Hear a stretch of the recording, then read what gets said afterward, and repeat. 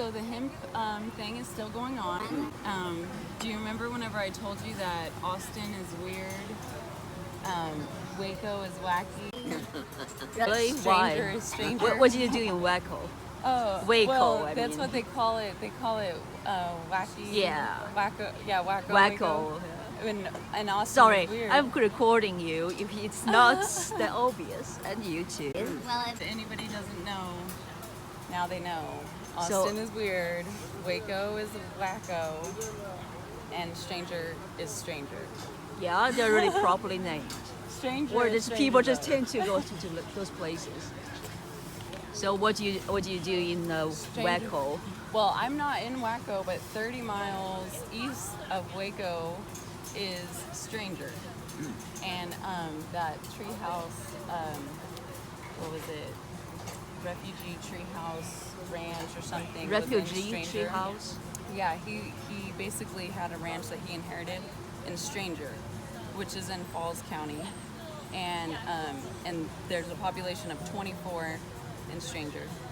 But 24 people. 24 people that live there. How many cows and cats? A lot, probably. I don't even know, but it's More super cats and weird. I cows. mean, and it's named Stranger. 24 people. Oh yeah, 24. It's like population. everybody like have to maintain that counts, and somebody have to go out.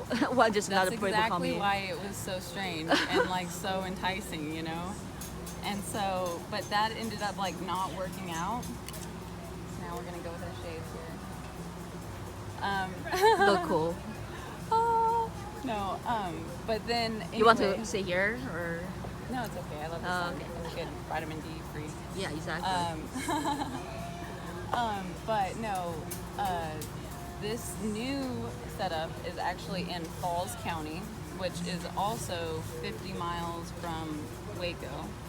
And so it's in the same county as Stranger, but it's even smaller than Stranger, so it doesn't even have a name of like the town area. It's just Falls County, which is the same county as Stranger. So I'm like, okay, That this sounds hippie already. it doesn't have a name, so I'm thinking about calling it, like, what was I gonna call it? I was gonna call it, I think I was gonna call it Water. That's Then nice. it would be Waterfalls Yeah. for water. So you can Because name in it? Falls County. Well, Willie Nelson named his. You know, he has like Wait a 2,000 second. acres that he named. Are you gonna buy a property over there and have a sanctuary or? No, somebody already bought property, and he is the person that invited me to go there in his 87 acres and start a hemp farm. Nice. And so it's legalized now in Texas and everything to do hemp operations. So I've been like looking into it, and I met, you know, in that sector. working on a greenhouse, an advanced greenhouse operation for cannabis. So are you still working on a greenhouse? No. What? No. On part time? No, but everything he gained, he still has, and so you know that's that. And you know we have our new knowledge and new awareness of knowledge, and I'm super excited to apply the cannabis technology, sensors, and you know real innovative progress that they've made with growing and producing that, and using that more and more in agriculture. So you have agriculture background and you know a lot about trees and then now you're learning how to grow hemp. Yes, yeah. So- yeah, and actually work and operate a farm, which is a whole new Like chickens. going from like a plotted community garden. So it's like self-sustainable community. Well, I'm gonna see. So hemp is kind of sustainable. It's actually like growing Yeah. bamboo, and it really likes poor soil, and so it's gonna be fairly easy. The hard part is actually harvesting this very, very productive plant and getting it to the right levels that it needs to be for what it's growing for. So if it's growing for CBD, then you want it to be Yeah, a certain CBD level. infused coffee over here, by the way. Exactly.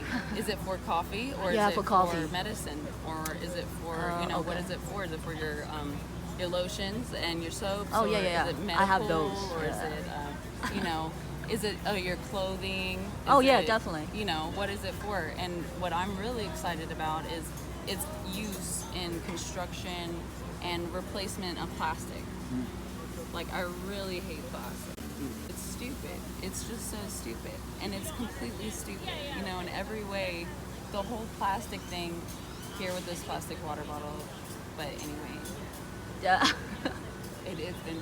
We cannot escape it yet, but we can can't do escape better. it because the option, the affordability, and the accessibility, the habits, you know, they aren't there. I mean, in Austin, I don't go anywhere now without a bag, though, like a reusable bag. At least we reached that level. Yeah, Yeah. and we're an example now. Austin's a good place. I found Mexico City and other places, like huge areas, huge population, 8.8 million people in Mexico City, and they're trying to pass a bag ban.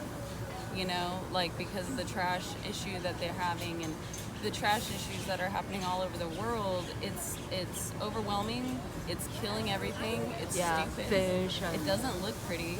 It's dumb. You know, like it's not educated at the end of the day. So Willie Nelson's book, it says that if you are someone who litters or pollutes our rivers, then I'm sorry to say you are not my friend. And I think that says it well. Oh, was you that met Willie Nelson? Or? I actually haven't met him, but on the down low, then I've had my wardrobe stored on his property. Oh, okay. And so... Sooner or later. So yeah. The guy will live forever. I just hope. mean, he is, and he will. I mean, his spirit does. With hemp and everything else. Well, and his youngest son, actually, which his name's Micah. Micah, like that. Yeah, Micah Nelson, and he actually has done so much to work towards the legalization of it. You know, and he's very involved in that. And Farm Aid, they've always been very heavily involved in, you know, working with cooperatively with Farm Aid, and you know, and I love music. Music, oh, okay, great. Music is great for plants. They like it. They like music. Oh yeah. They grow better when you They've have. done experiments with the same plant in different rooms, and then you put different types of music in with that plant, and so it only hears these certain types of harmonies, disharmonies, you know, kind of music types, and then the results prove that the ones that are more harmonious and uplifting with, you know, a really nice melody actually grow better. I started to practice vocals in the morning, and one of my bonsai died. Now I know who killed it. Actually, yes, I know what you mean. I bought a mini sax on the beach in Venice, made out of like PVC or something. But like, PVC, I have never jeez, heard talk about another polluting. worse sound in my life than me playing this thing, and I did it in like the hotel room and everything. You know, and like, I mean, I've never ever seen anyone's eyes get so big as when I play that. It's funny. At least it's not a plant. People is fine. I know. I was gonna do it yesterday. I should have brought that. I've never heard a worse sound though. It's crazy. Like, you know, music and art are not my number one talents, but you know, making art and out of that, like making business out of art, yeah, I can do that really good. Cool. So, and that's what I think planting is and everything else. So, you know, Yeah, it is an experiment, which is what he was saying earlier. Experiments are fun. Very stoic. It's on you now. We're here at Cosmic Coffee. Yes, with summer.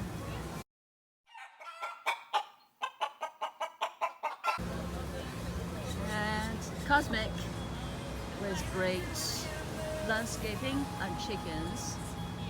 And wind chimes. yes. See, that's great for that tree. It's great. Oh, you think the tree will like the wind chime? Look how healthy that tree is. You see where it's cut on its Oh yeah. Yeah. Okay. Oh, it's Zap, right? You're saying about Zap. Well, I can show you so many other trees like that. Basically, they're hollowed out. Yeah. Yeah, I've They're seen that hollowed in my out neighborhood also. right there, right, where they cut them. Now that's like, it is a fresh cut, but you can tell that even before they cut it, that the entire inside of that tree is solid. It's still a solid hard tree. Okay, we have very healthy trees here. Yeah, there's very healthy trees, and even these other trees have the same thing. They're solid. I mean, it looks like that one that's leaning this way. That's Yeah. the one that hill leaning that way. It looks very green. It is.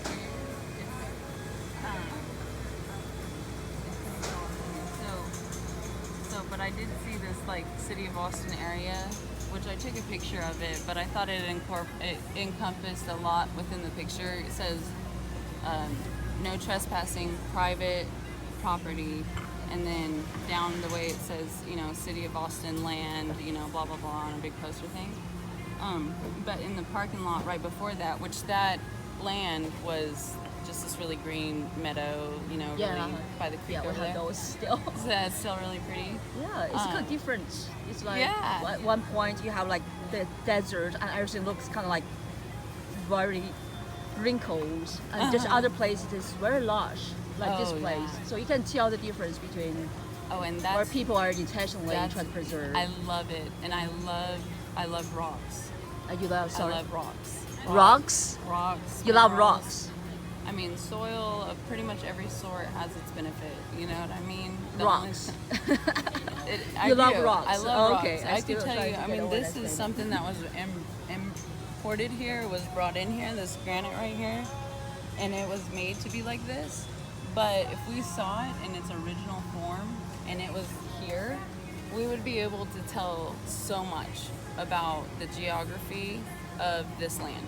And so going into those areas that haven't been developed yet, even with a path, then you can find the rocks, and the rocks will tell you a story of basically like extreme violence on Earth. And that's by the actual, you know, creation of Earth, the elements, what formed the Earth, what formed everything, including every single rock. And so every single rock tells a story of how it was formed, even if that's millions and millions of years ago. And so I love to go and see this. And here in this area, in Texas in general, but in this area, I feel like this is where the division of the entire country was. Really? Yeah, it's so crazy. Do you have a particular spot where you can see all those Yeah. histories and I rocks? have a fossil in my car that I personally got out of the ground in Spicewood, which they call Spacewood, but Spicewood, Texas. Who says Spacewood? If you're on a certain side of the river, you're considered Spacewood. Like Spicewood doesn't like I didn't even know include that. you. Because I lived there, and that I went to the bars and everything, and they like, oh, you're Spacewood because you're on the other side of the river from Oh, man. Spicewood. So and It sucks when people tell you you're not from here. yeah, you're from not. space. You're not. Until now, and aliens are cool now. So you know, now we're in because it's there. But also, I found like 50 or 60 different fossils of moon snail shells. Moon snail. Moon snail, which is expected to be, those fossils are 40 million years old. That's the oldest fossil you can find in Texas, or that they have found in Texas, I should okay. say. I'm curious to see that fossil, but I have it in my car. maybe when we are walking back to your car or something, I don't want you to which drag I a whole ended up rock. parking like on the other planet, like way over there. You may be the hippie thing to do, but Yeah, I know. I just backed in like I'm going to the rock climbing, and then didn't. oh wait, that's the Crocs, right? Yeah. Wait, parked over do they there, have a climbing wall in there? I think so. I mean, I actually never heard of that place. I'm I just. think so. They have to have something like that. I don't know. Cool. So you into rock climbing also? Well, I do it naturally and usually unintentionally. But Right, because you're sometimes hunting for rocks. I get stuck. Yeah, I get stuck somehow somewhere. And then, yeah, exactly. Which, by the way, day before yesterday, I went hiking on the Greenbelt and with another friend, which is the guy that actually has the 87 acres, you know, wants to do hemp. His name is, and my daughter, and we went hiking on the Greenbelt. No water, couldn't find any water, which is weird because just upstream, like, you know, maybe 2 or 3 miles is where we go swimming all the time in the same Barton Springs. But anyway, I found this weirdest thing. Like, it was on the top of a cave dwelling, and it looked like bison hair. Like a patch of bison hair is what it looked like, you know, I hanging see. from the ceiling. It's a brownish, very dark brown color. Yes, and it looked like fur. Yeah. It looked like a patch of fur, and it was like, it was furry. You guys gotta see it because it's just so crazy. And there's 2 of them, and they're huge, and I'm like, aliens, because it's moving. What? It's moving. Inside of it, there was something that looked like a shrimp, you know, that was actually moving in the middle. And we're like, we're not in the water. We're not even in the water channel. We're like over on the hiking path, and like this is on top of the cave, moving. And like it was so weird. And oh my gosh, and I totally thought it was aliens. What's going on there? He also heads up the B&B, lives on site, and started the intentional community on site. Intentional community. Yes, which is basically the village itself was to house 200 people. 100 people would be in fifth wheel RVs that Okay. were renovated for long-term use, and then the other 100 would be between tiny houses and canvas cottages, teepees, and renovated airstreams. So that's what makes up the So where do you housing get all these airstreams or? It was all donated. canvases? Every Oh. single home was actually campaigned out so that, you know, an organization, an individual, a company, or, you know, just anybody who really wanted to invest could actually sponsor out each and every piece and part of the village. So do you have to go out campaigning for those resources, Oh, yeah, or they people did. can just go online? Well, and... they already had a huge volunteer network with my okay. brother's gardening program. Okay. So my brother's gardening program, I mean, basically got to the point where we were getting, I think they said 6,000 volunteers in 1 year. So what's the gardening program? Is it going to communities and convince them to have a community garden, or Well, is it like? Yeah, it's just- it's been in flux because it's been developing with my brother's, you know, basically committed his life to being it instead of just, you know, kind of creating the program. He was the program with his personal vehicle, with his personal tools, driving around in the Hyundai Tucson, you know, with like 5 homeless men and, you know, a whole bunch of garden tools, going and doing plots in an RV park.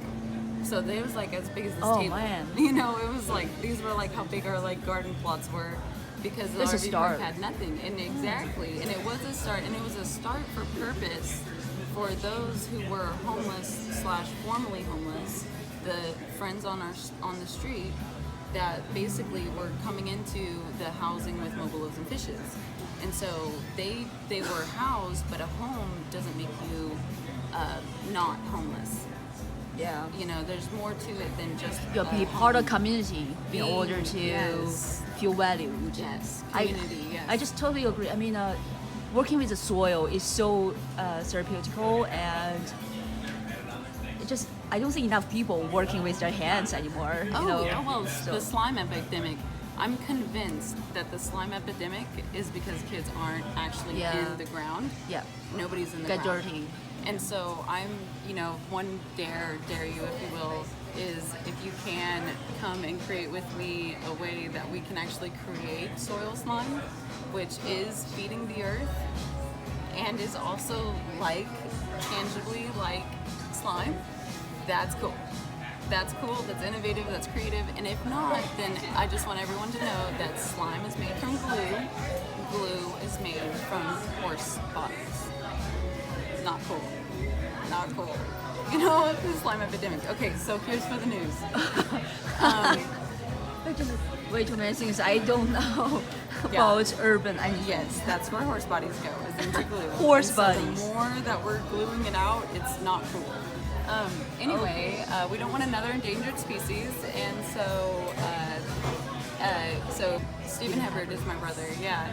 And, you know, and he has worked all kinds of different roles. You know, he's been on staff. He's currently not, I mean, I say that, but he's not on staff with Mobile Loaves and Fishes, but he is obviously starting another one, you know, so he's a family, you know, he's part of the family, you know, so that's, and he is part of my family too, and so we're both obviously always running into the same things. Yeah, and, that's yeah. amazing. And I didn't know Craig there's and a I way met on that too, yeah. to help community just by just going and do your own thing and working with what you love, which is rocks and soil and it plants.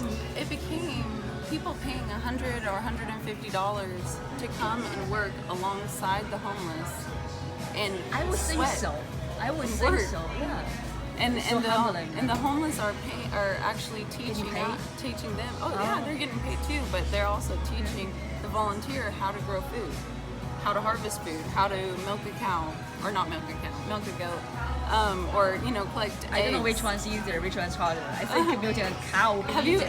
you been there? No, I haven't. Oh. I never, actually, maybe I tried once in a zoo, but They have a free movie series thing that's really cool, and they have discussion panels and stuff like that, and they have an outdoor movie theater that Alamo Draft House actually donated, with built-in terrace stone and teepees, and you can like rent a teepee. My brother does the Airbnb, but you can rent the teepees for like $15 or $20 a night, and it sleeps a lot of people. So you can like camp out there, volunteer, and you know, be a part of the community, which is like the movie night. Yeah. geez, I cannot imagine the complexity of organizing. Me Cause, neither. so many people that I don't know, maybe just love doing those works, right? Well, that's why there's an intentional community Yeah. on top of the actual organization that has its own volunteers coming in and out. I think you should eat before it gets too cold. It's still it's actually still warm and Okay. good, but yeah, no.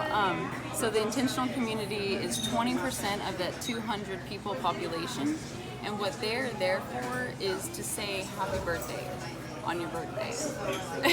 You know, because when you don't 200 get that, people, wow. when you don't get that, it's well 20% of the population. The population's 200, so you know. Whatever, 30, 40 people or so are there. You know, have you ever seen that application that can change the temperature of your house? It can change the thermometer. Nest is a Nest or Yeah, something. no, I think it is Nest. Nest. Yeah, I think it is Nest. It's a circle thing. Yeah. Yeah. So the guy that created that application is rich and very successful Oh, I assume with so. that application. But he lives there. He's part Lives of the where? intentional community. He lives in the community Yes. in Austin. In Or the some- Community First Village. Oh, okay. He's a part of the intentional community. Oh, okay. So the intentional community are people that are not homeless. They don't need to live in a canvas cottage, which Okay. is, you know, like a tent. Yeah. So I want to go. I would love to go and see it your someday. blog would love it. I mean, yeah, I will check it out. Do you guys yeah. have a website or? Oh yeah, mlf.org. Okay. ORG, yeah. So and that's mobileloavesandfishes.org, which is, you know, the head organization that really campaigned and fundraised and helped to manifest this, which has been, you know, 15 years or more in the making. So, which is just such a cool story because it's the people of Austin, majority just people in Austin that paid for that now $40 million something dollar village. That's very, very nicely done. Maybe Very- it's the very model high for standard. future communities. Well, and that's why it is good news. You know, my brother's doing mobile. You know, it's gonna be. I don't even know what it's gonna be, but I'm just so happy for my brother and so concerned for my sister-in-law. I'm sure you can help each other. In a great way, you know, she's so awesome. You both have a daughter, right? They do, and they have a little daughter whose name is girl is what I say, but you know, she's so cute. Both of them are, you know, PhD, highly educated, and doing gardening with the homeless on land is sustainably is it's typically very- not what you do with the communications major. This sounds very comforting for some reason. Well, and I'm happy for them. You know, it's like, too. yeah, it's really he's very meek, and it's awesome because he's rich in honor, and that's awesome. But so yeah, it's cool, and I'm happy for them, and I get to be the sister. So who knows where it'll go. That's the exciting part. Yeah, yeah, and he's all for the hemp, use too, which I think that the construction materials is what's going to be huge. China's going to stop actually creating the construction materials that we currently use. For the majority, a lot of different asphalts, concrete, insulations, roof tar. A lot of those things are basically made from the waste. They're refined from the waste of our oil and gas industry. So China takes our waste. We pay them to take the oil and gas waste. Yep. They create a byproduct. They sell us that byproduct. And then we buy that That sounds to like build Chinese everything. Yeah, to do everything. Which actually, if you look around, even though these houses are not as old as the French, churches, they're still falling apart in 30 or 40 years. Our homes are falling apart. I mean, there's places that have been around for 100 or more years, and they're not falling apart. But here in America, we obviously don't know how to build. We don't good plan ahead, materials. it seems. So yeah, we're not going for durability. We're going for the cheapest rate in China. China's selling us our oil and gas waste back into what we're living and breathing in every day. And that's creating a lot of toxic material in every sense of the way. When it burns and all these other things, whenever it's refined, it's toxic. So China's like, we're done. We're not doing this anymore. We don't want to be a part of your recycling, Okay. So we need hemp. Now, Hemp is necessary. for some reason, after the trade is not going well, Well, but they I just guess don't this want to pollute opportunity. anymore. Those refineries of oil and gas. I don't think are they can nasty. take anymore. No, They they're have their not. own, their buckets is overflowing, and Yeah. they need to find a way to recover. Exactly. And in 2020, they passed a thing in China now, no more gas-powered vehicles anywhere in China. They're I heard about removing them that. I from was the so streets. shocked. I didn't. Yeah. I mean, this one party, so they can do whatever the heck they want, but this is still billions of people. I mean, I don't know how they do it. I don't know how they're going to do it, but that's why if we want to be the big savior that America always tries to be, it's going to have to be with innovation, and that's going to have to be practiced and exercised here first. And that's not war. That's not war weaponry. That's cars that operate outside of oil and gas. It's renewable energy, it's renewable resources, and it's local economy building, which is so important. Well, if the money can stay local, that's fine. I'm Yes. just worried about the big corporations still Going try offshore. to find the cheapest labor and material. All right, you're eating. I should wrap up. And this is some drawings from this person who's patiently listening. But it's delicious. It is.